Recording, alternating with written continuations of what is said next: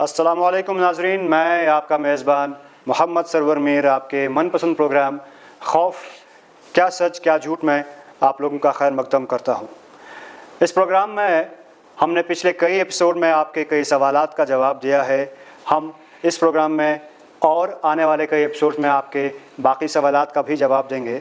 हमारे इस प्रोग्राम में तशरीफ़ फरमा होते हैं आलिम दीन जो बने हुए हैं हमारे साथ, शेख अरशद बशीर मदनी साहब। अस्सलामु अलैकुम।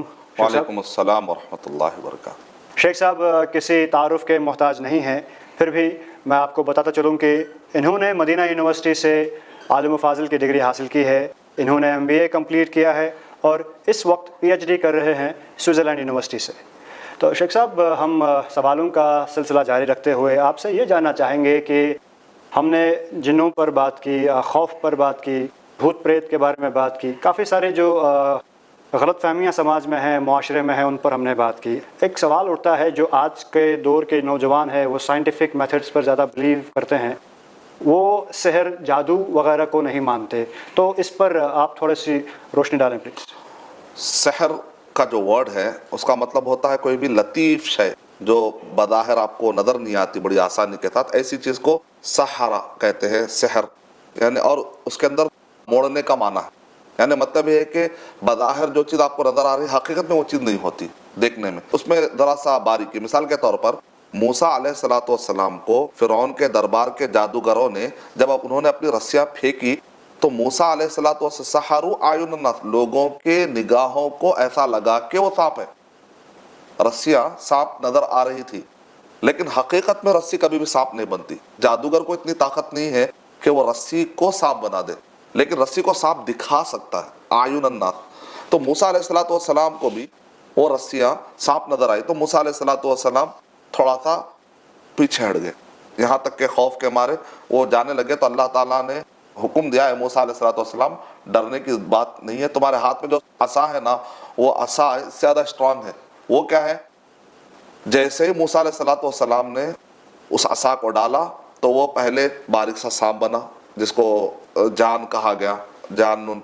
और इसी तरह उसके बाद आहिस्ता आहिस्ता वो अजदा हो गया, फ़ैज़ा हिय सअबानुम मुबीन, एक बहुत बड़ा अजदा बन गया। और ये जितने भी आर्टिफिशियल किस्म के सांप नजर आते हैं इन सबको उसने खा लिया।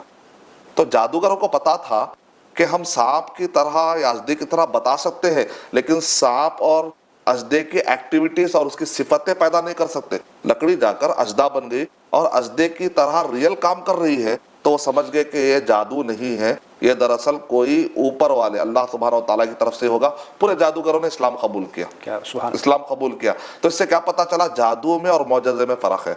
मौजज़ा हकीकी तौर पर एक चीज़ को बदल के भी रख देता है, लेकिन जादू में क्या होता है? सिर्फ धोखा होता है, नज़र का धोखा होता है, हकीकत तो बदलता नहीं, दिखता है। ये फ़र्क है, बड़ी आसानी समझने के लिए इसमें तक तो फ़र्क भी मालूम हो गया हमको। और दूसरा तो ये कि जादू का मतलब क्या है, उसकी हकीकत कितनी है। हकीकत वाली शय नहीं बदलती, लेकिन जादू का असर होता है। कुछ लोग ऐसे होते हैं हमारे ज़माने में उस असर का भी इनकार कर देते हैं, कहते हैं भाई ऐसी बात नहीं। अगर हम ये कहेंगे कि जादू का असर होता है तो फिर साइंटिफिक इस दौर में हम अनसाइंटिफिक बातें कर रहे हैं। तो हम ये कहेंगे साइंस नाम है इस बात का कि किसी भी चीज़ को एक्सेप्ट करने के लिए भी प्रूफ चाहिए, डिनाई करने के लिए भी प्रूफ चाहिए। अगर साइंस एक्सेप्ट नहीं करती है तो डिनाई करने के लिए भी कोई प्रूफ नहीं है, सिवाय चंद थ्योरीज के, सिवाय चंद सवालात के। लेकिन उसके मुकाबले में जो चीज़ पाई जाती है, जितने स्ट्रॉन्ग थ्योरीज या पॉइंट्स है, कम से कम साइंस डिनाई करने के लिए जो पॉइंट रखती है उससे बेहतर प्रूफ तो होने के लिए मिल जाते हैं। ये अलग बात है कि वो माने ना माने, लेकिन हम मुसलमान के लिए कुरान मजीद में आना, सही हदीस में आना काफ़ी है। कुरान मजीद में हमको कुल औज़ु बिरब्बिल फलक का सूरा मिलता है जिसके अंदर बताया गया मिन शर्रिन नफ़्फ़ासाति फ़िल उक़द। कुरान मजीद के समझने वाले, तफसीर लिखने वाले जितने भी हैं उन सब ने इसका माना यही लिया कि गिरह में फूकने वाली औरतों से पनाह एक है। सेकेंड जो है, हमें कुरान मजीद में मूसा अलैहिस्सलातु वस्सलाम के सूरह ताहा में जिक्र है, सूरह आराफ में जिक्र है, सूरह यूनुस में जिक्र मिलता है तफसीली तौर पर। वहाँ से भी पता क्या चलता है हमको कि मूसा अलैहिस्सलातु वस्सलाम पर इतना असर हुआ कि वो खौफ खा के भागे। असर तो हुआ ना, اثر تو ہوا. تو اس کا مطلب نکلا کہ جادو کی نہ صرف اثر کا ذکر ہے بلکہ قرآن مجید میں جادو کے قسموں کا بھی ذکر ہے. جیسے سحر تفریق سورہ بقرہ سورہ نمبر 2 کی آیت نمبر 102-103 میں ہے کہ وَاتَّبَعُوا مَا تَتْلُو الشَّيَاطِينُ عَلَى مُلْكِ سُلَيْمَانَ وَمَا كَفَرَ سُلَيْمَانُ وَلَكِنَّ الشَّيَاطِينَ كَفَرُوا يُعَلِّمُونَ النَّاسَ السِّحْرَ وَمَا أُنزِلَ عَلَى الْمَلَكَيْنِ بِبَابِلَ هَارُوتَ وَمَارُوتَ وَمَا يُعَلِّمَانِ مِنْ أَحَدٍ حَتَّى يَقُولَا إِنَّمَا نَحْنُ فِتْنَةٌ فَلَا تَكْفُرْ فَيَتَعَلَّمُونَ مِنْهُمَا مَا يُفَرِّقُونَ بِهِ بَيْنَ الْمَرْءِ وَزَوْجِهِ. یعنی مطلب یہ ہے کہ وہ لوگ جادو کے ذریعے سے شوہر بیوی میں جدائی کرتے, اس کو سحر تفریق جائز نہیں, حرام ہے. تو قرآن مجید میں کنڈم کیا گیا, یہ آیتیں پڑھنے سے اگر کسی شوہر بیوی میں نفرت ہے, یہ آیتیں پڑھنے سے وہ نفرت چلے جائے گی, وہ جادو کا اثر چلے جائے گا انشاءاللہ. سورہ بقرہ نمبر 2 کے آیت نمبر 102 میں. تو جادو کی حقیقت اور اس کے قسموں کا, لیکن اس میں حقیقت میں ایک بات یہ بھی ہے یفرقون به بین المرء وزوجه وما هم بضارین به من احد الا باذن اللہ, وہ اللہ کے حکم کے بغیر کسی کو نقصان نہیں پہنچا سکتے. اسی لیے کہتے ہیں کہ ایک چغل خور ایک دن میں جتنا نقصان پہنچا سکتا ہے, 100 جادوگر 100 مرتبہ محنت کرنے کے باوجود بھی اتنے کامیاب نہیں ہوتے. چغل خوری سے اتنا جلدی جلدی فساد ہوا تھا, لیکن جادوگر تو 100 مرتبہ محنت کرتے ہیں, ٹرائی کرتے ہیں, اس میں سے کچھ ہی کامیاب ہوتے ہیں, کچھ پیمانے. کیونکہ اللہ نے جادوگر یہ کائنات نہیں سنبھال رہے, کائنات سنبھالنے والا کون ہے؟ اللہ سبحانہ و تعالیٰ ہے. تو اللہ نے کچھ اختیار دیا ہے تو بندہ اس کا مس یوز کر لیتا ہے. اب آج کے سائنٹیفک دور میں ہم قرآن مجید کی آیتیں رکھ دی, حدیث شریف میں نبی اکرم صلی اللہ علیہ وسلم نے ہم کو جادو سے پناہ سکھائی ہے, کتاب الطب میں باقاعدہ باب باندھا. نبی اکرم صلی اللہ علیہ وسلم پر جادو ہوا یا نہیں ہوا, یعنی ہم کہتے ہیں کہ جادو نبی اکرم صلی اللہ علیہ وسلم پر ہوا, لیکن جادو کے کئی اعلیٰ قسمیں وہ نہیں ہوئی. سب سے لو قسم کی جو کیٹیگری ہے کھانے پینے کی چیز, دنیاوی امور میں کچھ اثر ہوا جس میں کھانے پینے کی باتیں کو آپ بھول گئے. لیکن اسی حالت میں نبی اکرم صلی اللہ علیہ وسلم نے علاج سیکھا بھی اور علاج بھی کیا. اس کا مطلب شرعی معاملے میں نبی اکرم صلی اللہ علیہ وسلم کو جادو کی وجہ سے کچھ بھی اثر نہیں ہوا. تو ہم ڈیٹیل میں آنے والے ہیں اس کے اوپر. تو جادو کے اس دور میں جادو کو ہم سائنٹیفکلی کیسے بتا سکتے ہیں, کیسے ہم سمجھا سکتے ہیں؟ تو سب سے پہلے تو ڈینائی کرنے کے کوئی پروف نہیں ہے. سیکنڈ پوائنٹ یہ ہے جادوگر کرتا کیا اصل میں. جادوگر یہ کرتا ہے کہ ایک انسان کے بال یا اس کے جسم کا کوئی پسینہ یا اس کے جسم کے لگے ہوئے کپڑے, اس کے اندر کچھ پسینہ, وہ لے کر پوری ٹرائی کرتا ہے. اور جادوگر بغیر جن کی مدد کے کچھ کر نہیں سکتا, تو وہ جن سے اس کا ساز باز ہوتا ہے, وہ جن اس سے غلط کام کراتا ہے یا شرکیہ کام کراتا ہے, اللہ کی نافرمانی ہے, نعوذ باللہ. بعض لوگ قرآن کو الٹا پڑھتے ہیں, بعض لوگ حیض کے خون میں قرآن کو لت پت کرتے ہیں, عجیب عجیب, بعض لوگ ٹوائلٹ میں پھینکتے ہیں, جس سے بھی شیطان خوش ہو جائے. بہرحال وہ آپس میں ان دونوں کا ایک گٹھ جوڑ ہوتا ہے. اس کے بعد جن جا کر فلاں جگہ پر, سر کی جگہ پر مان لیجیے اس کا کوئی ایک پیڑا بنایا جاتا ہے. میں ڈیٹیل اور سکھاؤں گا نہیں تاکہ لوگ سیکھے بھی نہ, غلط آگے بھی نہ جائے. میرا مقصد سکھانا نہیں, کچھ اشارے کر رہا ہوں میں. تو اس کے سر میں اگر سوئی چبائی جاتی ہے تو وہ ایریا میں ایگزیکٹ جا کر جن وہاں پر ایک, جیسے جن کیا کرتا ہے, جہاں پر اس نے اشارہ کیا ہے اس بال کو لایا گیا, اس کپڑے کو لایا گیا اس انسان کے, پھر جن جا کر وہیں پر بسیرا کر لیتا ہے. جیسے آپ نے دیکھا ہوگا جب ہم کرمنلز کو پکڑتے ہیں پولیس ڈپارٹمنٹ والے, تو کیا کرتے ہیں, کتے کا جو سونگنے کی کیپیسٹی ہوتی ہے بڑی خطرناک ہوتی ہے. ایک مرتبہ اگر وہ جو مجرم جہاں پر جرم پیش آتا ہے تو وہاں کی وہ بو سونگ لیتا ہے, پھر وہ جو جرم کر کے بھاگ رہا ہوتا ہے ایئرپورٹ پر یا کہیں پر, کتا اس کا پیچھا کرتا ہے اور جا کر اس کو پکڑ لیتا ہے. تو ایک خاص قسم کے کتے باقاعدہ جرمنی کے شیپرڈ جیسے بڑے بڑے جو کتے ہوتے ہیں, ان کو باقاعدہ تیار کیا جاتا ہے. ایک مخلوق میں, کتا ایک مخلوق ہے, اس مخلوق میں طاقت یہ ہے کہ وہ مجرم کو پکڑنے کے لیے اس خوشبو کا, اس بو کا پیچھا کر کے اس پرٹیکولر آدمی کو جا کر پکڑ لیتا ہے. جادو اور جن جب انسان کے جسم کے حصوں کو لے کر اور مخصوص جگہ پر جن کو بھجاتے ہیں اور جن جا کر وہ ایریا میں جا کر بسیرا کرتا ہے, ایسے بہت سارے پوائنٹ ہم کو سمجھنے میں مدد ملتی ہے. آج کے دور میں لوگ کہتے ہیں نظر بد کیسا ہو سکتی ہے. جیسے اگر آپ دیکھیں گے فارنسکس کے رپورٹس اگر ہم پڑھتے ہیں, ڈی این اے پڑھنے والے جانتے ہیں, جینیٹک سائنس پڑھنے والے جانتے ہیں, انسان کے جو سیلز ڈیڈ ہو جاتے ہیں وہ ڈیڈ کے حصے تک پڑے ہوئے ہوتے ہیں. ایک دن میں نہ جانے کتنے ہی سیلز ہمارے جسم میں ڈیڈ ہو کر ختم ہوتے ہیں اور نئے سیلز آ جاتے ہیں. اور جو انسان جب جا کے کسی چیز کو پکڑتا ہے وہ گلاس کو, تو اس کے اوپر وہ سیلز کے اثرات تک رہ جاتے ہیں, وہ سیلز باقی رہتے ہیں, اسی سے تو مجرم کو پکڑا جاتا ہے. تو یہ سب چیزوں سے اس کے اصلیت تک پہنچ جاتے ہیں. جادوگر بھی وہی کرتے ہیں, انسان کے جسم کے کچھ حصے لے کر جنوں سے ساز باز کر کے وہاں تک پہنچتے ہیں, تکلیف پہنچاتے ہیں. تو بہرحال یہ سب چیزوں کو جب تک ڈینے نہیں ہے تو ہم اپنی طرف سے کیوں انکار کریں. اور ہمارے لیے تو قرآن اور صحیح حدیث یہ چیز کافی ہے سمجھنے کے لیے. اور خاص طور سے جادو کے جو مریض آتے ہیں اس کا کوئی جواب دے کر بتائے کہ آخر ان کو ایسا کیوں ہو رہا ہے. ٹھیک ہے, ہم یہ نہیں کہہ رہے کہ 100% وہی ہے, جی 99% بھی نہیں، 1% تو آپ مانتے ہی ہوں گے، تب تو آپ کا انکار، تب بھی آپ کا انکار کرنے نہیں کی کر سکتے۔ کوئی جواز نہیں ملتا۔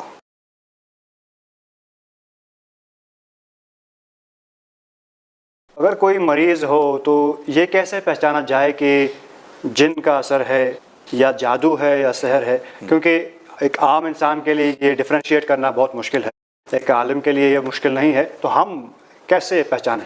جب قرآن مجید کی آیتیں پڑھتے ہیں تو جن سے متعلق قرآن مجید میں کچھ آیتیں آئی، جی جادو سے متعلق قرآن مجید میں آیتیں آئی۔ مثال کے طور پر جب ہم سورہ بقرہ سورہ نمبر 2 آیت نمبر 102 103 پڑھتے ہیں، اس میں جادو کا ذکر ہے۔ سورہ طٰہٰ میں موسیٰ علیہ السلام کا واقعہ ہے، سورہ اعراف میں موسیٰ علیہ السلام کا واقعہ ہے، سورہ شعراء کے اندر ہے، اسی طریقے سے سورہ صافات میں شروع میں جنوں کا ذکر ہے، ملک سورہ ہے، نظر بد کا ذکر ہے۔ تو جب آیتیں ہم پڑھتے ہیں، وہ آیتوں کے وقت پر انسان حرکت کرنے لگتا ہے، جو اٹیک جس کے اوپر پوزیس ہوتا ہے۔ تو جن کی آیتیں پڑھتے وقت پر اگر وہ حرکت کر رہا ہے تو اس کا مطلب یہاں پر جن ہے۔ جادو کی آیتیں پڑھ رہے اس وقت پر وہ حرکت میں آ رہا ہے، اس کا مطلب یہاں پر جادو کا ہے۔ نظر بد کی آیتیں پڑھ رہے ہیں، ایسی آیتیں اس میں نظر بد کا ذکر ہے، تب دیکھا جاتا ہے کہ وہ پریشان ہوتا ہے۔ اس میں اصل چیز جو ہوتی ہے جادو اور جن کا پہچاننا، یہ ہوتا ہے، اس کے حساب سے پھر ٹریٹمنٹ دیا جاتا ہے۔ تو جنرلی ایک طریقہ ہے۔ جی جی جی سبحان اللہ شیخ صاحب۔ ہم اپنے اگلے سوال کی طرف بڑھتے ہیں، تو میں یہ آپ سے جاننا چاہوں گا کہ صحیح معالج اور غلط معالج میں فرق کیسے پتہ کریں ہم؟ صحیح معالج اور غلط معالج میں اگر فرق کرنا ہے تو اگر کوئی علاج کرنے والا آپ سے اگر یہ پوچھتا ہے کہ تم مجھے ہدہد پرندہ جو ہے ذبح کر کے لاؤ، یہ غلط معالج کی علامت ہے۔ اور اسی طریقے سے اگر کوئی آپ کے والدہ کا نام پوچھتا ہے، ابا کا نہیں اماں کا نام پوچھتا ہے، تو یہ ڈیفینیٹلی جادوگر ہے، کیونکہ ماں کے ذریعے سے جادوگر بڑی آسانی سے جن کو مدد مل جاتی ہے۔ جنوں کا آپس میں کانٹیکٹ ہوتا ہے، مان لیجئے کہ ہر انسان کا جن لگا ہوا ہے، شیطان اور ایک فرشتہ، تو آپ کے ساتھ بھی ایک ہے، میرے ساتھ بھی ایک ہے۔ تو اب وہ جنوں کے پاس جو مدد کرنے والے جن ہوتے ہیں وہ جا کر ہمارے قرین سے کئی باتیں پوچھ لیتے ہیں، ان کا کانٹیکٹ ہوتا ہے، جن کے کانٹیکٹ ہوتے ہیں۔ اور استمتع بعضنا ببعض، اب انسان جن سے فائدہ اٹھاتے ہیں، جن انسان سے فائدہ اٹھاتے ہیں۔ سورہ نام سورہ نمبر 6 کے آیت 128 میں بتایا گیا۔ تو قیامت میں اللہ سبحانہ و تعالیٰ ان کے اس کانٹیکٹ سے فائدہ اٹھا کر یہ لوگ جو مس یوز کر رہے ہیں، یہ جو پورے پبلک کو پریشان کر کے رکھے ہوئے ہیں، کاہن کا تعلق جنوں سے ہوتا ہے، جنوں کا تعلق کاہن سے ہوتا ہے، تو یہ لوگ کیا کرتے ہیں کہ آدمی کے ماں کا نام پوچھ لیتے ہیں، اور جب آدمی آتا ہے آنے سے پہلے اس کی انفارمیشن نکال دیتے ہیں، پھر وہ کہتے تم کیا ایسا نہیں تھا، وہ کہے گا اس وقت تو کوئی موجود نہیں تھا، اس کا مطلب یہ بابا کو غیب معلوم ہے، تو نتیجے میں اس پہ بھروسہ کرنا شروع کر دیتا ہے۔ تو یہ چیزوں سے ہم، اگر کوئی آپ سے فوٹو مانگتا ہے کہ جس کا بھی علاج ہونا، مریض کو بلانے کے بجائے فوٹو دے دو کہہ دیتا ہے، یا غیب کے دعوے کرنے لگتا ہے، یا بہت سارے انگوٹھیاں ایسا پہنا اور کہہ رہا ہے کہ اس کے یہ فضیلت ہے، اس کی یہ فضیلت ہے، اور یہ فلاں پتھر میں نے فلاں جگہ سے اٹھا لایا ہوں، یا کچھ آپ کو ایسے کام کرنے کے لیے کہتا ہے کہ جس کو شرکیہ کام کہتے ہیں، یہ حرام والے کام ہوتے ہیں، نافرمانی والے کام ہوتے ہیں، جو شریعت سے ٹکرانے والے کام ہوتے ہیں۔ اس سے آپ پہچان لے سکتے ہیں۔ اچھا معالج وہ ہوتا ہے جو تقوی والا ہوتا ہے، جو قرآن اور حدیث کو اچھا پڑھتا ہے، جس کا عقیدہ اچھا ہوتا ہے، جو نماز کا پابند ہوتا ہے، عمل کا پابند ہوتا ہے، عورتوں کو ڈائریکٹ ہاتھ نہیں لگاتا۔ اگر کوئی ضرورت پڑ بھی جائے علاج کے دوران، کبھی عورتیں جن کی وجہ سے کافی ہوتے تو ہاتھ پہ گلوز پہن لے۔ ہاں مجبوری میں علاج کے دوران ڈاکٹر اگر مریضہ کو یا عورت مرد کو یا مرد عورت کو اگر علاج کرنا پڑ جاتا ہے تو مجبوری کے مسائل الگ ہے، لیکن ابھی مجبوری ہی نہیں ہے، وہ بال پکڑ رہا ہے، ہاتھ پکڑ رہا ہے، تو اس کی اجازت شرعی طور پر نہیں ہے۔ مجبوری کو مجبوری کے حد تک ہی رکھا جائے۔ تو اس میں ایک مختصر سا ایک جواب اگر ہم اس سوال کا مل پائے ہمیں، کئی لوگ کہتے ہیں کہ انہوں نے جن پال رکھے ہیں اور وہ انہیں استعمال کرتے ہیں۔ دیکھیں، جن کسی کے قبضے میں تو نہیں آ سکتا، یہ الگ بات ہے، وہ دعویٰ کرتے ہیں، وہ قبضے میں نہیں ہوتا، میں کمپرومائز ہوتا ہے، دوستی ہوتی ہے، تو معاہدہ ہو جاتا ہے آپس میں، جیسا کہ سورہ انعام سورہ 6 کے آیت 128 سے پتہ چلتا ہے، ربنا استمتع بعضنا ببعض وبلغنا اجلنا الذی اجلت لنا۔ قیامت میں جب جن اور انسان آئیں گے اور کہیں گے ہم ایک دوسرے سے فائدہ اٹھاتے تھے دنیا میں، تو اللہ تعالیٰ کہیں گے قال النار مسواکم، اب تمہارا ٹھکانہ جہنم ہے، فائدہ بہت اٹھا لیا دوسرے سے۔ تو معاہدہ کر کے فائدہ اٹھا رہے ہیں، لیکن دعویٰ کرتے ہیں میرے پاس بوتل ہے، بوتل میں جن ہے، میں اس کو گھر میں رکھا ہوا ہوں، جب میں کہتا ہوں تو آ کر وہ حاضر ہو جاتا ہے، میرے کام کرتا ہے۔ اصل میں معاہدہ ہوتا ہے، غلبہ اس لیے نہیں ملتا کیونکہ نبی صلی اللہ علیہ وسلم نے خود جو ہے جنوں پر غلبے کی بات نہیں کی، کیونکہ سلیمان صلی اللہ علیہ وسلم نے کیا دعا کہ اللہ تو میرے بعد ایسی بادشاہ دو، میرے بعد کسی کو نہیں ملنی چاہیے، تو ویسی بادشاہت اور غلبے کے طور پہ تو ہو ہی نہیں سکتا. اس آیت سے پتا چلا جو سورہ نمل کے اندر ہے. لیکن اگر کوئی معاہدہ ہو جاتا ہے دونوں کا تو اصل میں ایسا فائدہ اٹھانا بھی غلط, کیونکہ اس سے کئی حرام کام جنم لیتے ہیں. وہ کیا ہے؟ جن اس وقت تک مدد نہیں کرتے جب تک کہ کوئی شرکیہ کام نہ ہو, جن اس وقت تک مدد نہیں کرتے جب تک کہ کوئی حرام کام اور غیر شرعی کام نہ کرے. تو ظاہر بات ہے ایک آدمی اپنا ایمان بیچنے کے بعد دوستی کرے, ایسی دوستیاں تو کام آنے والی نہیں ہیں.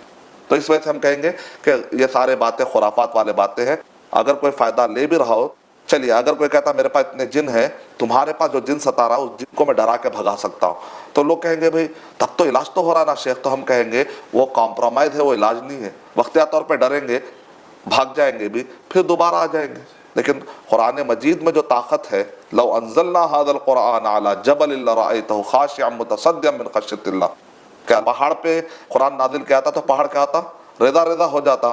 تو اس قرآن سے وہ ڈرنے والے ہیں. یہ قرآن میں بشیروں و نذیرہ, کئی لوگ کلمہ بھی پڑھ لیتے ہیں جی, بشیروں و نذیرہ, کم سے کم اگر وہ کلمہ نہیں پڑھتے ہیں, اسلام قبول نہیں کرتے ہیں, یا اپنی ہٹ درمی ہوتے, کم سے کم ڈر کے بھاگ تو جاتے ہیں, اس کو نجات ملتی ہے. سبحان اللہ. ناظرین, آپ لوگوں نے سوالات کا جواب سنا. ہماری صرف آپ سے اتنی گزارش ہے کہ اپنے علم کو بڑھائیں.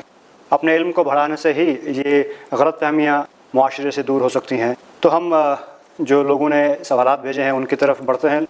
آپ لوگوں نے کافی سوالات بھیجے واٹس ایپ کے تھرو, جو اسکرین پر نمبر ہے اس پر آپ نے میسیجز بھیجے. تو ہمارے پاس ایک میسیج ہے, میں سنانا چاہوں گا. السلام علیکم رحمۃ اللہ. میرا نام یونس شیخ ہے, میں کھرار ولیج سے رہنے والا ہوں. شیخ میرا ایک سوال ہے, اگر بلی رات میں روتی ہے اور کتے بھونکتے ہیں, کیا انہیں آتمائیں دکھتی ہے جیسے کہ روح وغیرہ دکھتی ہے؟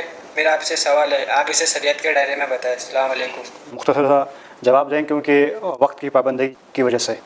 اس سے پہلے تو اس سوال کا جواب آ چکا ہے, تو اس میں کتے اور بلی کا ذکر نہیں ہے. البتہ اس کے اندر گدھے کا ذکر ہے کہ گدھا جب شیطان کو دیکھتا ہے تو وہ رینگتا ہے. تو نبی اکرم صلی اللہ علیہ وسلم نے ہم کو سکھایا اعوذ باللہ من الشیطان الرجیم. اور مرغ بانگ دیتا ہے فرشتے کو دیکھ کر, تو ہم کو سکھایا اللہم انی اسألک من فضلک. باقی کہ البتہ خبر کا جو عذاب ہوتا ہے وہ جانوروں کو سنائی دیا جا سکتا ہے, تو اس کی وجہ سے اگر ہوتا ہے تو ایک الگ ٹاپک ہے ٹوٹلی, اس کا تعلق جنوں اور انسانوں سے نہیں. لیکن چونکہ خوف تو پیدا ہوتا ہے تو ہم کو چاہیے کہ ہر خوف کی حالت میں ہم کس سے تعوذ لیں؟ اللہ سے. تو سمپل ہے. تو ایک اور سوال لیتے ہیں. السلام علیکم, میرا نام آصف ہے شیخ. رات میں ہم لوگ جا رہے تھے, بھیانک آواز آئی تو دوست بولا پیچھے پلٹ کے مت دیکھ, چڑیل کچھ رہیں گا ایسا. تو شیخ اس کا جواب آپ بتا سکتے ہیں؟ السلام علیکم رحمۃ اللہ وبرکاتہ. یہ کافی سننے کو ملتا ہے کہ پلٹ کے نہ دیکھیں, تو اس پر آپ کیا فرمائیں؟ دیکھیں اس میں دو باتیں ہیں. ایک تو یہ ہے کہ آدمی پہلے سے گھبرا ہوا ہو تو ہر بات اس کو غلط بھی لگ سکتی ہے. ہو سکتا ہے کہ وہاں پر تحقیق کرنے سے وہ کسی کو بچا بھی تو سکتا ہے. مثال کے طور پر بڑی آواز آئی, خطرناک آواز آئی, مان لیں ہو سکتا ہے وہ ایکسیڈنٹ تھا ہوگا اور تم نے سمجھا شاید کوئی چڑیل ہے اور وہاں سے آپ بھاگ گئے. ہو سکتا ہے کسی کی مدد کر سکتے تھے, آپ کسی کی مدد بھی تو کر سکتے تھے. تو اتنی جرت کب آئے گی آدمی میں؟ جب وہ آدمی کو یقین ہو کہ میں نمازیں پڑھ رہا ہوں, میں اللہ کا ذکر کر رہا ہوں, تو ویسے تو میں نے ایک حصار میں ہوں, تو اگر میں ان کیس اگر کوئی مجھے ڈرا کر بھی کچھ کر رہا ہو تو میں جیسے ہی پلٹوں گا نا تو اس دعاؤں کی برکت سے پھر اس کے اندر خوف طاری ہو جائے گا. مثال کے طور پر شیخ وحید بن عبدالسلام بالی کہتے ہیں کہ ایک مرتبہ میں جا رہا تھا, اچانک دیکھا کہ ایک بچہ پریشان تھا جن کی وجہ سے. تو جب میں قریب میں گیا, میں نے غصے میں آ کر کہا اے جن کیوں اس کو ستا رہا ہے؟ تجھے اگر اتنا ہی ہے تو بچے کو کیوں ستا رہا, میرے اندر آ جا, میرے پاس آ. تو جن نے کہا میں آپ کے اندر نہیں آ سکتا کیونکہ میں آپ کے اطراف آگ دیکھ رہا ہوں. کیوں؟ اس لیے کہ وہ علاج کرنے والے بڑے مشہور شخصیت ہے, تو ہمیشہ لا الہ الا اللہ وحدہ لا شریک لہ لہ الملک ولہ الحمد یحیی و یمیت وعلی کل شیء قدیر پڑھتے. جب ایک بندہ نماز کا پابند ہو, دعائیں پڑھ رہا ہو اور ذکر و اذکار کر رہا ہو تو اس کو ایسی آوازوں سے ڈرنا نہیں چاہیے. لیکن اس کا مطلب یہ بھی نہیں ہے کہ آدمی احتیاطی تدابیر نہ کرے اور آدمی جو ہے پریکاشن نہ لے, اسباب اپنانا چاہیے, لیکن مسبب تو اللہ سبحانہ تعالیٰ. لیکن اتنا بھی خوف نہ کھائے کہ تحقیق بھی نہ کرے, انالیسس بھی نہ کرے کہ کیا چل رہا ہے کیا نہیں. درمیانی بات ہی اچھی بات ہے, نہ اس ایکسٹریم میں جائے نہ اس ایکسٹریم میں جائے. تحقیق اور ریسرچ اور کھلا ذہن رکھے ہمیشہ. یہ میرا پوائنٹ ہے. شیخ صاحب, ہم اس گفتگو کو جاری رکھیں گے انشاءاللہ ہمارے آنے والے ایپیسوڈز میں, کیونکہ ابھی اختتام پر ہمارا یہ ایپیسوڈ پہنچا ہے. ناظرین, آپ کے اسکرین پر جو نمبر آ رہا ہے اس پر آپ اپنے میسیجز بھیج سکتے ہیں, سوالات بھیج سکتے ہیں. ہم اپنے اگلے شماروں میں اگلے ایپیسوڈس میں ان کا جواب آپ تک پہنچائیں گے. ایک ای میل آئی ڈی بھی آ رہا ہے, اس پر بھی آپ اپنے سوالات بھیج سکتے ہیں. اگلے ایپیسوڈس تک ہمیں اور شیخ صاحب کو اجازت دیجیے. السلام علیکم. السلام علیکم ورحمۃ اللہ وبرکاتہ.